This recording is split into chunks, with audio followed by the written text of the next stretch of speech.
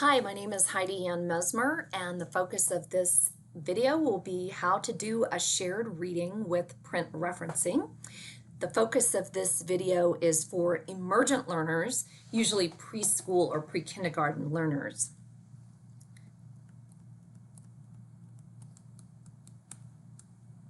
Parts of this can be found in my book, Letter Lessons and First Words, Phonics Foundations That Work, and you can follow me on Twitter at HAE Mesmer.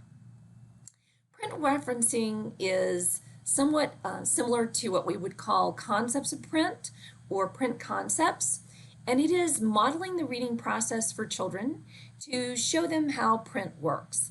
Emergent learners are being invited into an exciting world of literacy, and they're acquiring a symbolic system that they haven't seen before.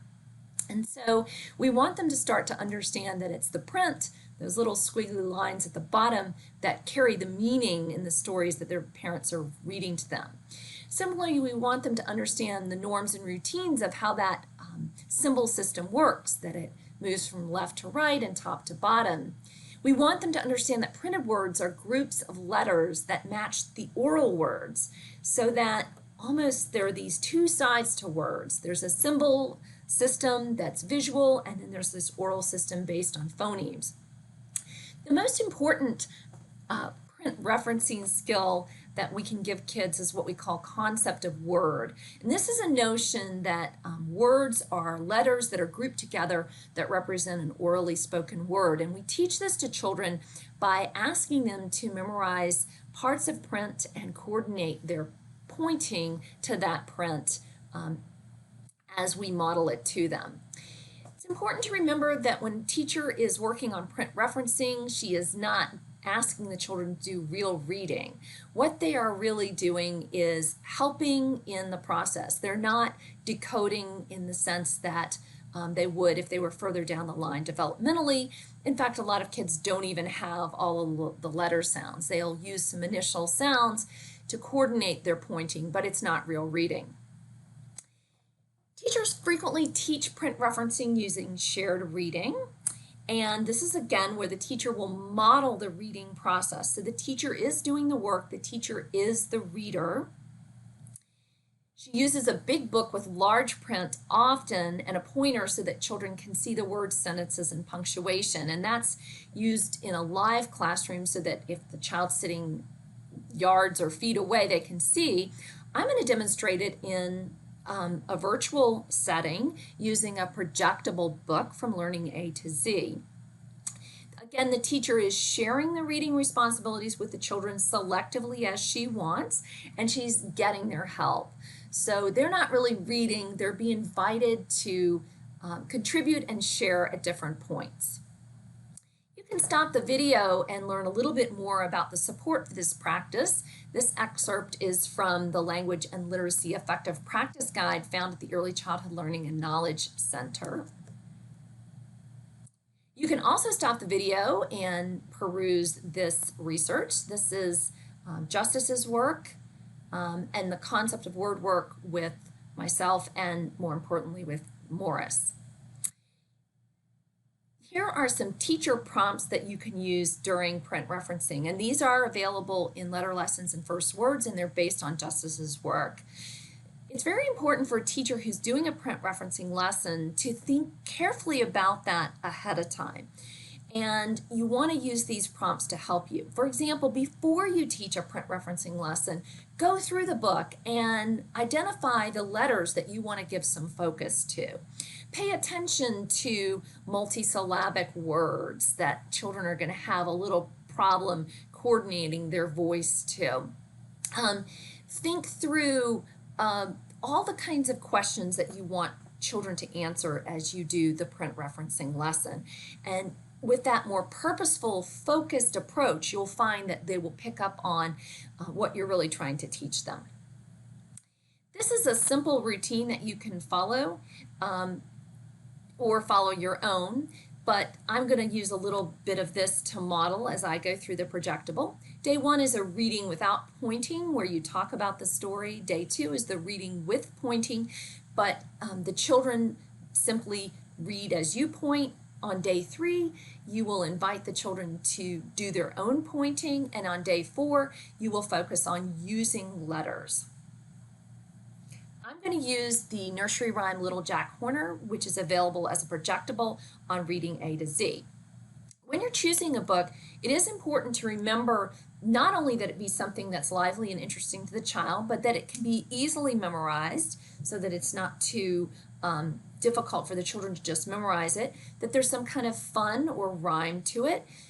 You want to make sure that you have multisyllabic words, because a big part of learning how to point to print is knowing that this word little, which has 2 parts, is actually going to get 1 pointing. Kids who haven't quite developed full concept of word will do something like this: little Jack, and then they'll run out of space. So you want to make sure you have multisyllabic words. All right, I'm going to model this with the Projectible from Learning A to Z. The very first day, as I mentioned, I would not do any pointing. The focus would just be on the content of the story. So we might talk about what's going on in this. I might talk about this little boy's name being Jack Horner. What is he eating? He's eating a pie. As I read it, I might note, oh, look, it's warm and he's licking his lips. He seems to be happy. Here he is, he's sitting in a corner. I would note that corner and Horner rhyme. We talk about thumb and plum rhyming. And for some children, I might even make sure that they understand that a plum is a small purplish fruit that's really juicy. And that would be basically the lesson. We'd spend 10 to 15 minutes thinking about rhyming and what's going on in the story and their own experiences. On the next day, my focus would be me reading and then asking them to read along with me. So I would do that fully through once, and then a second time I would ask them to fill in the words. And as I did that, I'd probably let my own voice kind of back down or get quiet.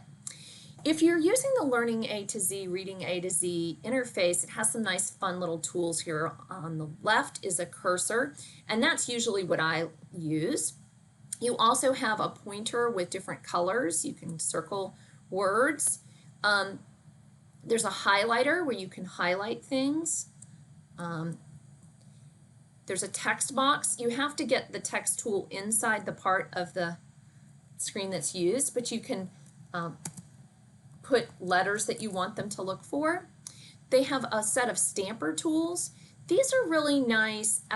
Sometimes when you want this, I'm going to use the star, when you want to show children where the words begin and how that's really important. And then there's an eraser if you want to erase just one thing.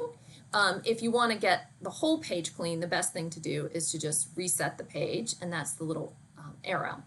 All right, so I'll show you a few pages as if I was doing that very first, that second reading on the second day where I was going to ask kids to point. A few things about your technique with pointing. First of all, make sure that you always point at the very beginning of each word. Don't go like this, Little Jack Horner. That defeats the whole purpose. We want children to start to pay attention to that this word little starts here, and this word Jack starts here, and this word Horner starts here, because we want them to learn to use some of their initial consonant sounds. So never just point in the middle of the word. Always point under the word, because you don't want to obscure or distract the letter shapes, which is the most important information that you can ask them to use. There are 2 techniques you can use. One is the scooping method, like this, Little Jack Horner. So it's kind of like Little Jack Horner, or you can just use a dragging method. This one you start with little and you drag Jack Horner. So here's me reading and pointing. Little Jack Horner sat in a corner. And I would go on like that through the whole reading. And then at the second time, I would say, now you read with me. Eating a Christmas, that's a long word, Christmas pie. He stuck in his thumb. Good. Do you remember? And pulled out a plum and said, "What a good boy am I." And you can tell that what I was doing there is pausing and not fully pronouncing the words, but saying a little bit of the beginning sound to help the students pay attention to the fact that they can use their initial sounds. On the third day, I would do that same pointing, and then I would ask kids to come and point a line or two here and there. And if you're sharing this in a virtual environment, the pointer might be a little harder for them to coordinate, so you could use something in the Zoom interface. The last day, I would ask children to pay attention to a little bit more specific information. One of the things I would highlight to them is that the way that you can know where one word begins and another word ends is by paying attention to the space between words. Look at that. There's a little bit of white space between each word, and that's how I can tell where one word begins and another word ends. But I also can use my beginning sound knowledge to really help me. So for example, if I pay attention to the beginning of this word, I can see the letter L, and I know that that letter L makes the oh, little, that must be little. And if I look here, I can use that Jack, that must be Jack. As you go on throughout the book on that fourth day, you'll be asking kids questions like, can you find a word that begins with the sound j? And they can point out Jack. It's right here. And what part of that word says j? This part of the word says j. And because it's computer, you might hear a little sound at the end of my j, but I'm just saying that beginning sound, not the We don't want to add too much of that schwa. Some letter sounds, it's really impossible not to do that, but you just don't want to overemphasize it. So ja, you don't want to do that. Might look here. Okay, do we see those sounds again? Can you find the sound for the letter S? Where's an S? Right here. And what sound? Sat. Yes. In a corner. Good. Can you find the letter P? Yep, it's right here on this word, and the word is pie, and we could use our beginning sounds, and we would go through that throughout. So print referencing and shared reading are important tools for you to use if you're working with emergent learners, and there are lots of wonderful things that you can do. Give it a little bit of time and planning. Use some print referencing sequences and some questions, and you'll have your kids on the way in no time.